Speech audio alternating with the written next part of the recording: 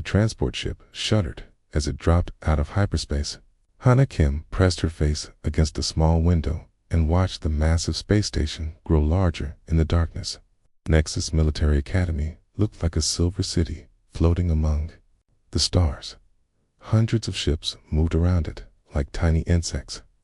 "First time seeing it?" asked the pilot, a friendly alien with blue skin and 4 arms. "Pretty impressive, right?" "That's where the galaxy's best warriors are made." Anna nodded, but stayed quiet. She had dreamed of this moment for 3 years. Out of millions of humans who applied, only 3 had been accepted to the academy this year. The thought made her stomach twist with nervousness. The docking bay was enormous. Ships from dozens of different worlds sat in neat rows. Hannah grabbed her single bag and joined the crowd of new cadets walking toward the main entrance. She felt very small, surrounded by aliens who were much taller and stronger than her. Most of the other cadets were from the hegemony worlds. The Vorthok were easy to spot. They looked like walking crystals with long arms and legs. The Cavalry moved on 6 legs and had skin like metal. The Druin were twice as tall as humans and covered in thick fur. Hannah tried not to stare, but everything was so different from Earth. The orientation hall could hold 1,000 beings. Hannah found a seat near the back and looked around for other humans. She spotted a young man with black hair sitting alone 3 rows ahead. He looked as nervous as she felt. "Welcome to Nexus Military Academy," boomed a voice from the stage. The speaker was a massive Orthok with crystals that glowed bright blue. "I am Commandant Vexstar. You're here because your worlds believe you have what it takes to lead in the galaxy's military forces." The commandant's voice echoed through the hall. "Look around you. Half of you will not complete your training. This academy does not graduate the weak or the unworthy. We forge only the strongest into leaders." Hannah felt eyes on her from every direction. Started spreading through the crowd. She heard the word human repeated several times, always followed by laughter or snorting sounds. "The academy has rules," Vexter continued. "First years follow orders without question. Senior cadets will guide your training. Failure to show proper respect will result in punishment. The weak serve the strong until they prove themselves worthy of leadership." After the speech, cadets were divided into housing groups. Hannah found herself assigned to Block C with mostly Vorthok and Kalari cadets. As she walked to her room, she heard heavy footsteps behind her. "You must be one of the humans," said a voice that sounded like grinding stone. Hannah turned to see a tall Vorthok cadet with dark red crystals. 3 others stood behind him. "Kethmer, senior cadet for this block. You will address me as Senior Kethmer." "Senior Kethmer," Hannah replied, keeping her voice steady. "Good. At least this one knows how to show respect," Kethmer said to his friends. They laughed, but it was not a pleasant sound. "Tell me, little human, what makes you think you belong here among real warriors?" Hannah felt her face grow hot. "I passed the same tests as everyone else." "The same tests." Kethmer stepped closer. "Do you know what I had to do to earn my place here? I fought 12 opponents in single combat. I survived 3 days in the void of space with only emergency gear. I led a squad through hostile territory on my home world." He leaned down until his crystal face was close to hers. "What did you do? Write an essay? Take a quiz? Humans are given easy paths because the galaxy feels sorry for your weak species." "That's not true," Hannah said, but her voice was quieter now. "Isn't it?" Kethmer straightened up. "We shall see. Your room is at the end of the hall, the one with a broken climate control. I'm sure you'll adapt. After all, humans are supposed to be good at surviving, aren't they?" The other Vorthok cadets laughed again as they walked away. Hannah stood alone in the hallway, fists clenched at her sides. Her room was small and cold. The climate control panel flickered with error messages. She dropped her bag on the narrow bed and sat down heavily. Through the thin walls, she could hear the other cadets talking and laughing. None of them sounded worried about belonging here. The next morning brought their first classes. Hannah arrived early to the tactical studies room and chose a seat in the middle. She wanted to blend in, not stand out. The young human man she had seen at orientation walked in a few minutes later. He looked around uncertainly before sitting in the back corner. "I'm Hannah," she whispered as other cadets filed in. "June," he replied quietly. "June Park. Nice to meet another human." Their instructor was a cavalry named Veltar who moved on clicking. "Metal legs. Today we study basic fleet formations. Q can tell me the weakness of the standard wedge attack." Several cadets raised their hands. Veltar pointed to a Vorthok near the front. "The wedge concentrates force at a single point," the cadet answered, "but it leaves the flanks vulnerable to counterattack. Correct? And how would you exploit this weakness?" The discussion continued for an hour. Hannah wanted to participate, but every time she raised her hand, Veltar ignored her. When June tried to answer a question, several cadets laughed out loud. "Did someone hear something?" asked a Vorthok cadet. "I thought I heard a small, squeaking sound." More laughter filled the room. Veltar did nothing to stop it. After class, Hannah and June walked to the dining hall together. The room was huge, with long tables arranged by species. Humans sat at a small table near the kitchen entrance. There was one other human there, a young woman with short black hair and serious eyes. "It must be the other two," she said as they approached. "I'm Mira Joe. I was wondering when I'd meet you." Staked down with their food. The meals were designed to be nutritious for all species, but they tasted bland and strange. Around them, other cadets ate and talked loudly. No one paid attention to the human table. "How was your first day?" Mira asked. "It's educational," June said carefully. "I'm learning a lot about galactic attitudes toward humans." "Same here," Hannah agreed. "My block senior made it clear that I don't belong here." Mira's expression grew harder. "Kethmer, you know him. He's famous. His family has sent warriors to this academy for generations. He thinks humans are pets that learned to walk upright."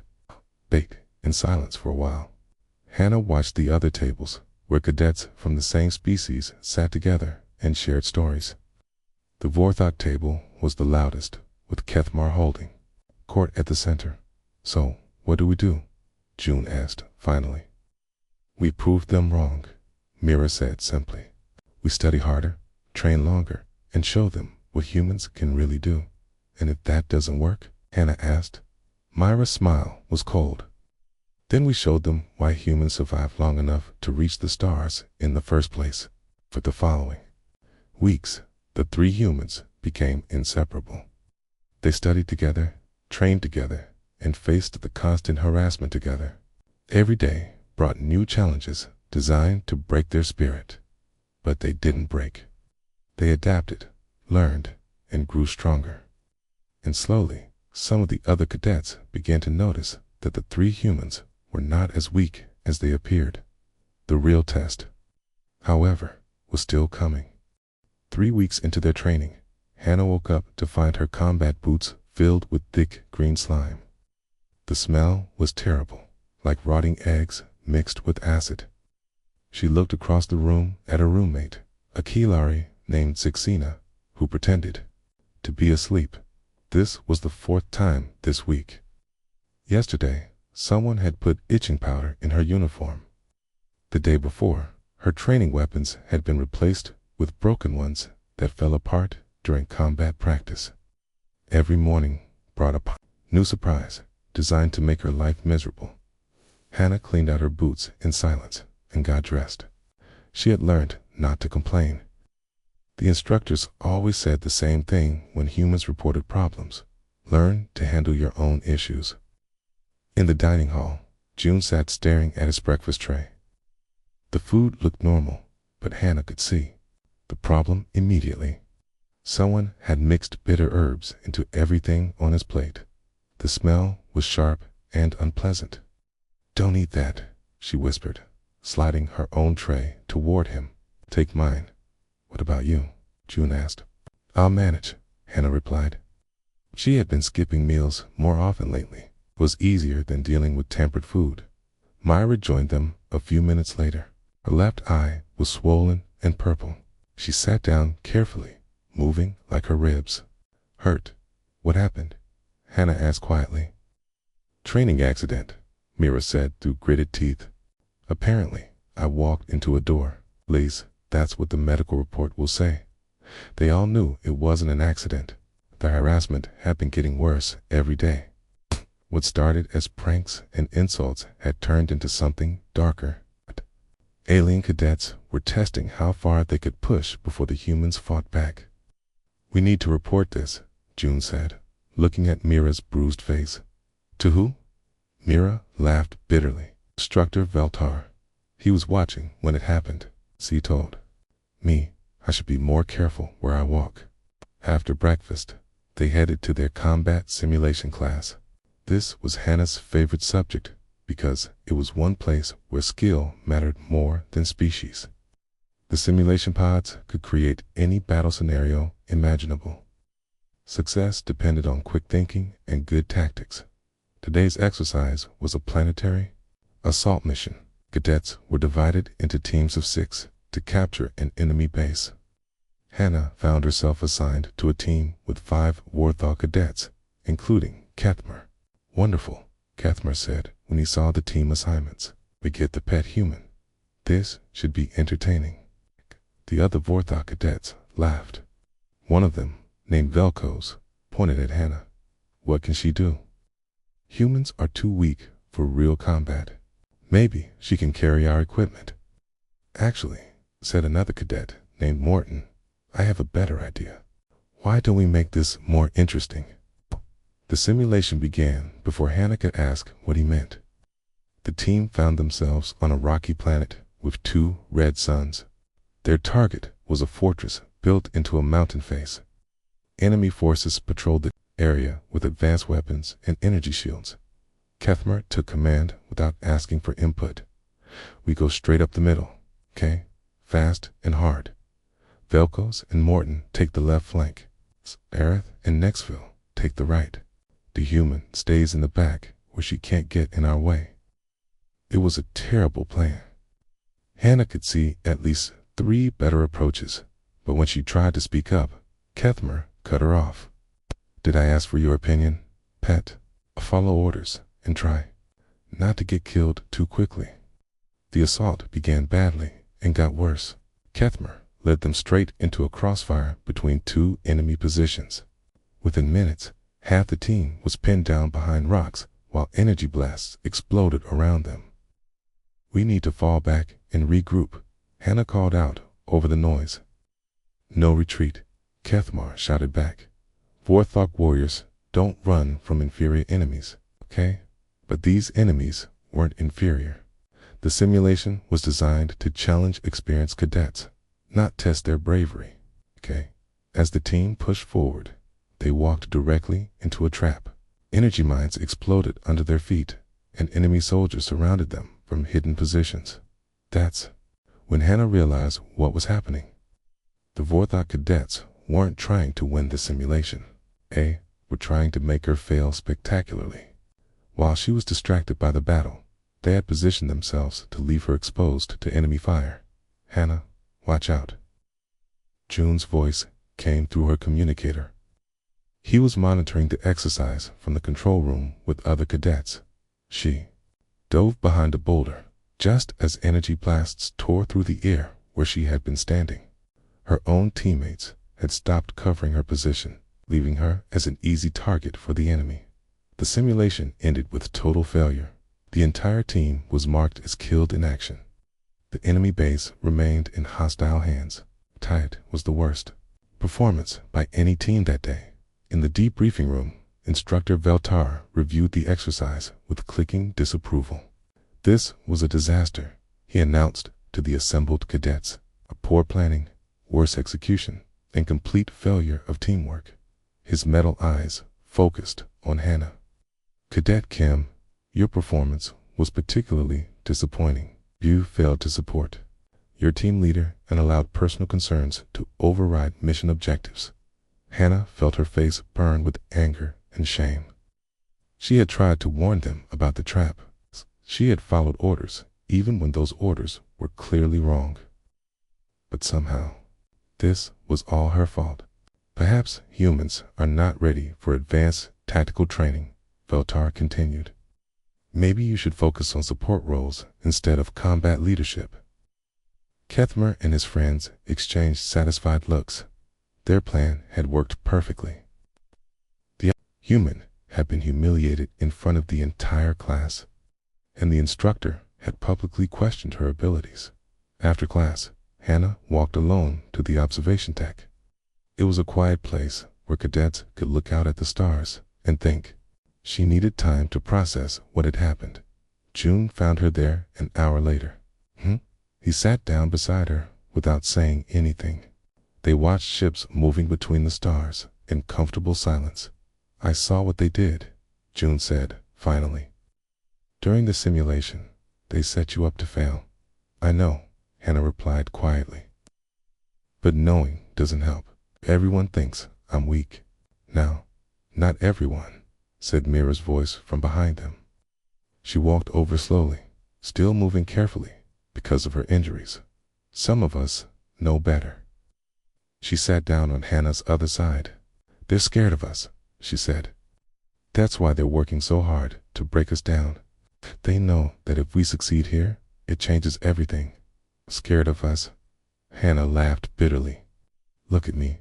I couldn't even handle a simple training exercise. 'Cause they cheated, Mira said firmly. 'Cause they were so afraid of losing to a human that they had to sabotage their own mission. That's not strength. That's desperation. June nodded agreement. She's right. Kethmer could have led his team to victory today. Instead, he chose to make you fail. That tells you everything about what he really thinks of human abilities. They sat together, watching the stars until dinner time. None of them talked about the growing tension at the academy or the fact that the harassment was getting more dangerous. Every day, they didn't discuss the way some instructors encouraged the bullying or how isolated they had become from the other cadets, but they all felt it. The pressure was building towards something bigger. The alien cadets were no longer content with pranks and insults. They wanted to prove once and for all that humans didn't belong among the stars. The breaking point was coming soon, and when it arrived, everyone would learn what humans were really capable of when pushed too far. That night, Kana lay in her cold room listening to the sounds of the academy around her. Somewhere in the darkness, plans were being made, lines were being drawn, tamed, and the three humans from Earth were about to face the greatest test of their lives. The next morning would bring new challenges, new harassment, and new dangers. But it would also bring opportunities to show the galaxy what humanity truly represented. The real fight was just beginning. The zero-gravity training module was located in the oldest section of the academy. It was a place where cadets learned to fight in the vacuum of space using specialized equipment and techniques. The module was also isolated from the main academy systems, which made it perfect for what Kethmer had planned. June Park floated in the center of the training chamber, reviewing tactical data on his portable screen. He had arrived early to practice before the scheduled exercise. The other cadets in his group weren't due for another hour, which gave him time to work on his weaknesses.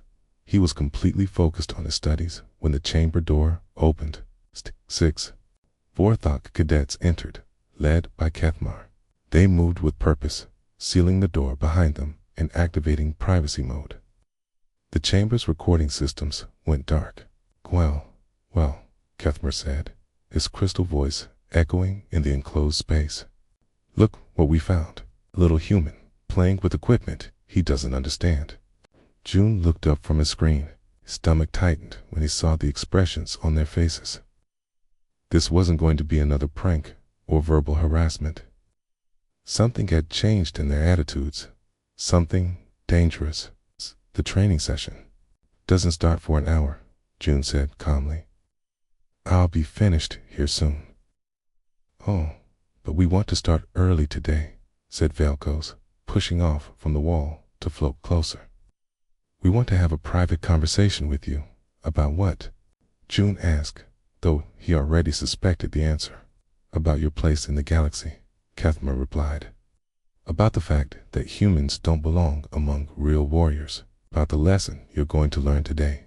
June tried to move toward the emergency exit, but the Vorthok cadets had positioned themselves to block all escape routes. In zero gravity, they had the advantage of size and reach. The long crystal arms could grab him from farther away. I don't want any trouble, June said. Too bad, Morton laughed, because trouble found you. They closed in on him slowly, like predators surrounding their prey.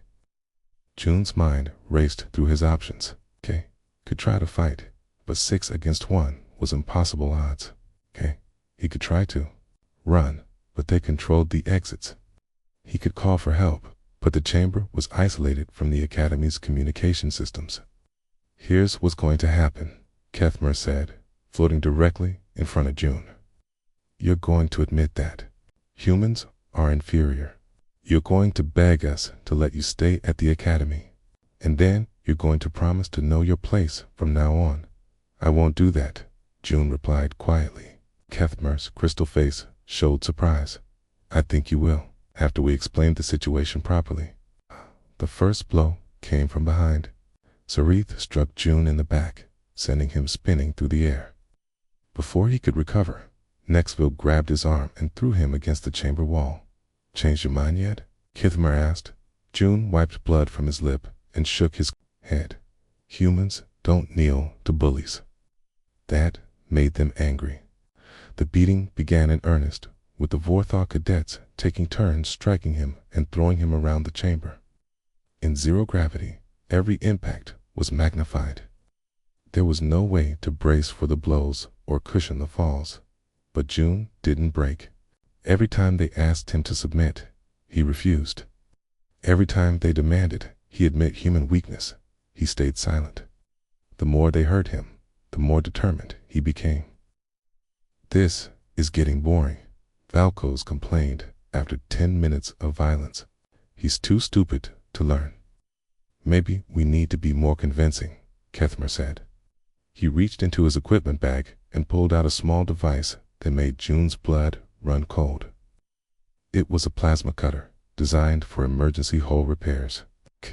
The right hands, it could slice through metal like paper.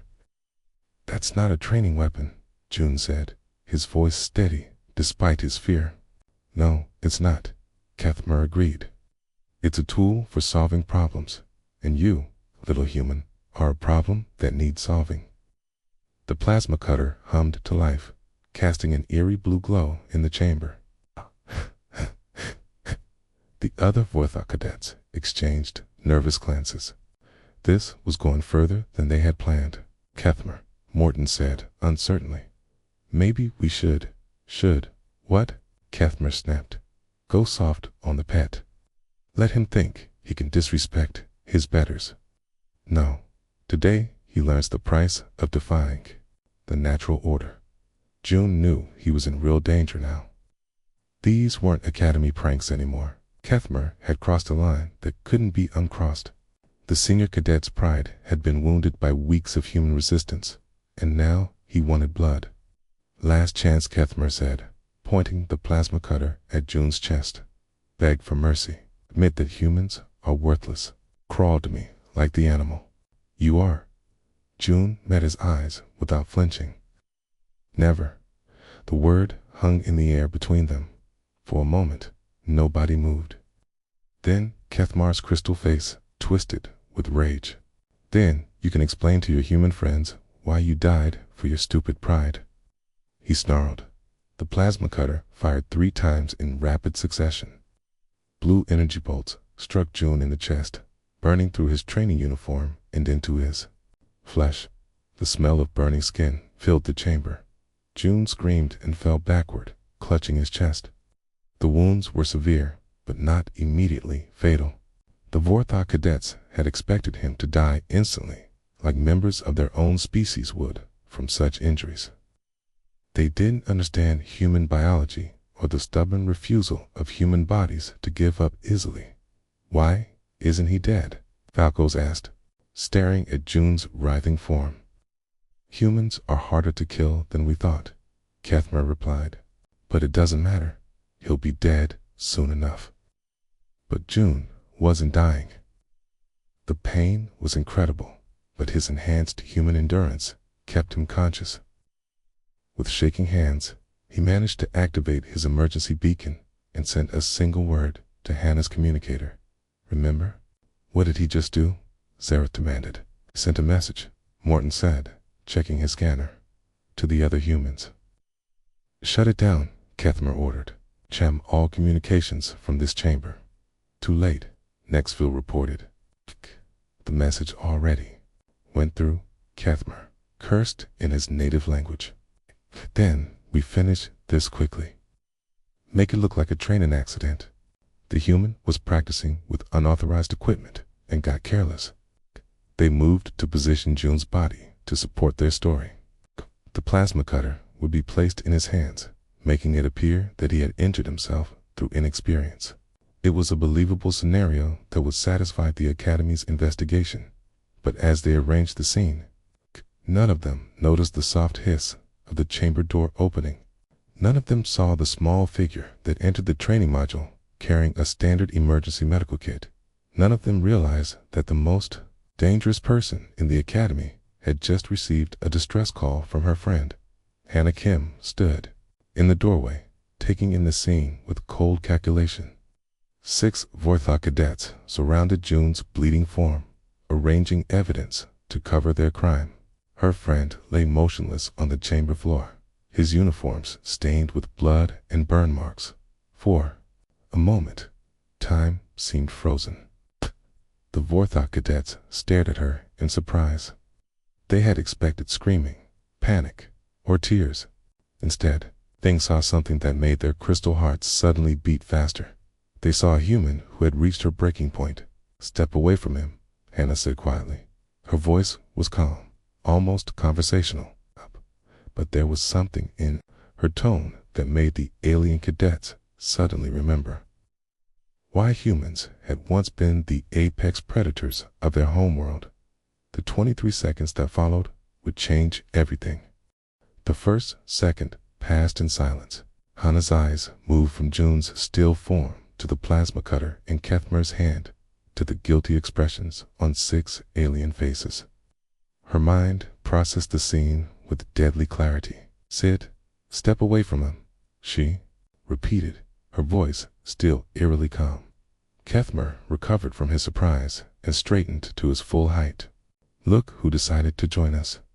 The little pet wants to play hero." "This is none of your concern," Velcos added, moving to block her view of June. "Your friend had an accident with equipment he shouldn't have been using." Kana's eyes never left June's chest, watching for the slight rise and fall that meant he was still breathing. She could see the burns, smell the scent of burned flesh, notice the way his hands trembled with shock. But he was alive. "Move," she said simply. "Or what?" Kethmer laughed, waving the plasma cutter casually. "You'll make us. You're one small human against 6 trained warriors. Do you really think you can threaten us?" That's when Hannah smiled. It wasn't a pleasant expression. It was the kind of smile that had once made saber-toothed tigers back away from human hunting. "Parties on Earth. I'm not threatening you," she said quietly. "Okay? I'm educating you." The second and third seconds were spent in movement. Hannah dropped her medical kit and rolled forward, staying low to avoid the plasma cutter's line of fire. Her hands found the emergency equipment locker built into the chamber wall. "Get her," Kethmer shouted, but the zero-gravity environment worked against the larger aliens. They pushed off walls and equipment, trying to reach her, but their movements were clumsy and predictable. Hannah had spent weeks studying this chamber's layout. She knew every handhold, Every storage compartment, every piece of emergency equipment, all the Vorthok cadets flailed through the air. She moved with purpose. Seconds 4 through 7. Hannah's hands closed around what she needed. A pressurized emergency flare designed for space rescue operations. Two aliens unfamiliar with human military history. It looked harmless. But humans had been turning everyday objects into weapons since before they discovered fire. She twisted the activation cap and hurled the flare toward the center of the chamber. The Vorthok cadets were confused until the device activated with a brilliant flash that lit up the entire module like a miniature sun. "I can't see," Zareth screamed, covering his crystal eyes. The Vorthok visual system was designed for the dim light of their homeworld. The intense brightness left them temporarily blind. Seconds 8 through 15. While her enemies thrashed helplessly in the air, Hannah moved like a predator among prey. She used their own momentum against them, redirecting their wild movements to send them crashing into walls and each other. Velkos flew past her, arms windmilling as he tried to regain control. Hannah grabbed his equipment belt and used it to swing him into Morton with bone-crushing force. Both aliens went limp, unconscious from the impact. Nextville tried to grab her from behind, but Hannah was already moving. She caught his arm, used his own strength to pull herself close, then drove her elbow into the nerve cluster at the base of his neck. He went down instantly, paralyzed by the precise strike. Where did she learn to fight like this? Zareth gasped, his vision slowly returning. The answer was simple. Humans had been fighting for survival since their species began. Every technique Hannah used had been passed down through generations of warriors who understood that size and strength meant nothing without skill and determination. Seconds 16 through 20. Kethmer's vision cleared enough to see 3 of his friends floating unconscious in the chamber. It overwhelmed his tactical thinking. He raised the plasma cutter and fired wildly, hoping to hit the human who was dismantling his group. But Hannah was no longer where he expected her to be. She had used the emergency cable system to swing above him, moving through 3 dimensions while he thought in only 2. The plasma bolts missed her completely, striking the chamber walls instead. "Hold still," he roared, firing again. Hannah dropped from above, landing on his back with perfect timing. Her hands found the pressure points that controlled Vorthok motor functions. Knowledge she had gained from weeks of studying alien anatomy in the Academy's medical databases. Kethmer's arms went numb. The plasma cutter spun away through the air as his fingers lost their grip. He tried to shake her off, but his movements were clumsy and ineffective. "How?" he whispered, as paralysis spread through his limbs. "Humans study their enemies," Hannah replied, securing his arms with zip ties from her equipment belt. "We learn weaknesses. We adapt. We survive." Seconds 21 through 23. The remaining 2 Vorthok cadets, Velkos and Zareth, tried to escape through the chamber door, but Hannah had planned for this possibility. She had used the emergency lockdown system to seal all exits at the beginning of the fight. They turned to face her, crystal faces showing fear for the first time. The small human who had seemed so helpless now floated among 6 defeated superior beings, completely in control of the situation. "Please," Velkos begged. "We didn't mean for this to happen." It was Kethmer's idea. Hannah ignored their pleas. She moved through the chamber with mechanical efficiency, securing each unconscious alien with zip ties and emergency restraints. When they woke up, they would be unable to move or interfere with her work. Then, and only then, did she allow herself to feel emotion again. She pushed off from the wall and glided to June's side, her hands already reaching for the medical kit. She had dropped at the beginning of the fight. "June," she whispered, kneeling beside him in the zero gravity. "Can you hear me?" His eyes opened slowly, focusing on her face with effort. "Hannah, you came." "Of course I came," she replied, her voice breaking slightly. "We don't leave our own behind, ever." She opened the medical kit and began treating his wounds with steady hands. The burns were serious, but not fatal if treated quickly. Her training kicked in, guiding her through the emergency procedures that could save his life. The others? June asked weakly. Handled, Hannah said simply, applying emergency burn gel to his chest. They won't be bothering anyone for a while, okay? As she worked, June's blood soaked into her uniform. It stained her hands, her arms, her face, where she had wiped away sweat. But she didn't care about her appearance. She only cared about keeping her friend alive. Remember what? She asked as she bandaged his wounds. June managed a weak smile. Remember who we are? Remember what we came here to prove? Remember then? Humans don't break. No, Hannah agreed, taking his hand in hers. We don't break.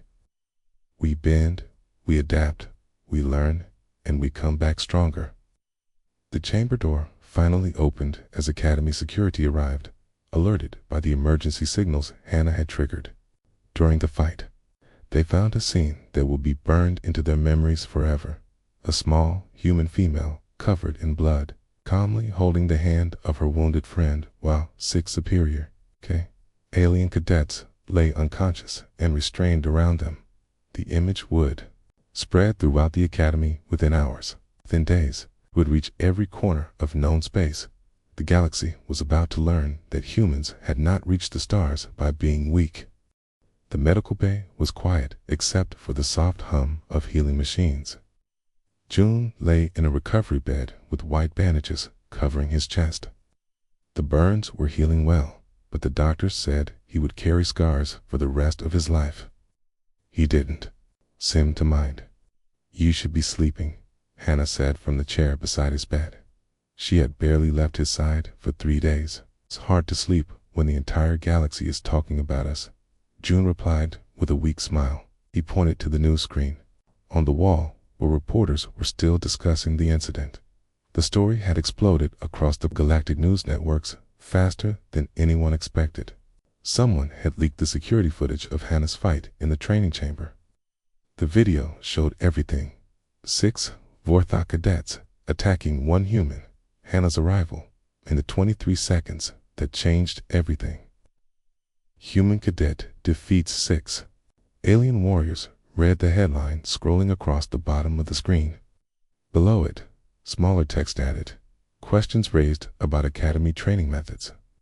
Mira entered the medical bay carrying a data pad and wearing a satisfied expression. You two need to see this, she said, activating a holographic display above June's bed. The image showed Commandant Vexter standing behind a podium, his crystal face showing obvious discomfort. Behind him stood officials from the Galactic Council, their expressions stern and disapproving. Following a thorough investigation, Vextar was saying, Nexus Military Academy acknowledges serious failures in our supervision and protection of all cadets. Effective immediately, we are implementing new policies to ensure the safety and fair treatment of students from all species. The display switched to another view, showing Kethmer in restraints, being led away by military police. T's Crystal face was dark with shame. The other 5 Vorthok cadets followed behind him, their heads down. They're being sent back to their homeworld in disgrace, Mira explained. Kethmer is facing charges of attempted murder. The others will be expelled from all military service. What about the instructors? Hannah asked. Ata has been removed from teaching duties pending investigation. 3 other instructors who ignored harassment complaints have been reassigned. The Academy is bringing in new staff, including the first human instructor in their history. June raised an eyebrow. Human instructor. Mira's smile grew wider. Commander Sarah Chen from Earth Defense Force. She arrives next week to head the new Human Relations Department. The news continued with interviews from other species across the galaxy. Kalari Diplomat spoke about reassessing their opinions of human capabilities. A Druan military leader admitted that his people had underestimated human tactical thinking. Even some Vorthok officials distanced themselves from Kethmor's actions. The most interesting part, Mira said, changing the display again, is this. The new image showed application statistics for Nexus Military Academy.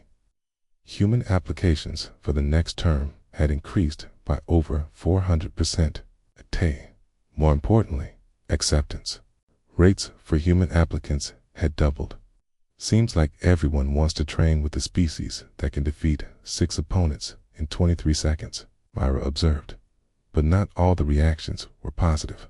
Some alien groups called the incident an example of human violence and unpredictability. They argued that humans were too dangerous to be trusted with military leadership. Let them complain, June said quietly, fear disguised as concern. They know what this really means. What it meant became clearer over the following weeks. As June recovered and life at the academy slowly returned to normal, the 3 humans noticed significant changes in how they were treated. Other cadets no longer ignored them in classes. When Hannah raised her hand to answer questions, instructors called on her. When they entered the dining hall, conversations didn't stop. Other species even began approaching them to ask questions about human tactics and training methods. The harassment stopped completely. Word had spread quickly through the academy about what happened to cadets who pushed humans too far. The image of Hannah surrounded by defeated Vorthok warriors served as a powerful reminder. It's not fear, Hannah explained to a curious Druan cadet during tactical studies class. Humans don't fight because we enjoy violence. We fight because we refuse to abandon our friends. The Druan cadet, whose name was Valthera, nodded thoughtfully. Your species has an interesting approach to loyalty. It's not complicated, June added from his seat nearby. He had returned to classes wearing his scars like badges of honor. We take care of our own, always. This simple philosophy began attracting attention from unexpected quarters. Cadets from smaller, often overlooked species started spending time with the humans. They formed study groups and training partnerships that crossed traditional species boundaries. A month after the incident, the 3 humans were called to Commandant Vextar's office. They expected punishment, or at least a stern lecture about following proper procedures. Instead, they found something surprising. Cadets Kim, Park, and Cho, Vextar began, his crystal voice less harsh than usual. Your actions in the training chamber have created significant discussion throughout the academy and beyond. He activated a holographic display showing graduation statistics. Nexus Academy has always prided itself on producing the galaxy's finest military leaders, but our methods have been questioned in light of recent events. The display changed to show new academy policies. Mixed species training groups, mandatory cultural sensitivity courses, anonymous reporting systems for harassment, a human liaison office. These changes are necessary, Vextar continued, but they are not enough. The Academy needs examples of what true leadership looks like. Therefore, I am offering all 3 of you early graduation with full honors. Hannah exchanged glances with her friends. It was everything they had dreamed of when they first arrived. Recognition, respect, and the chance to begin their military careers immediately. Thank you, Commandant, Hannah said formally.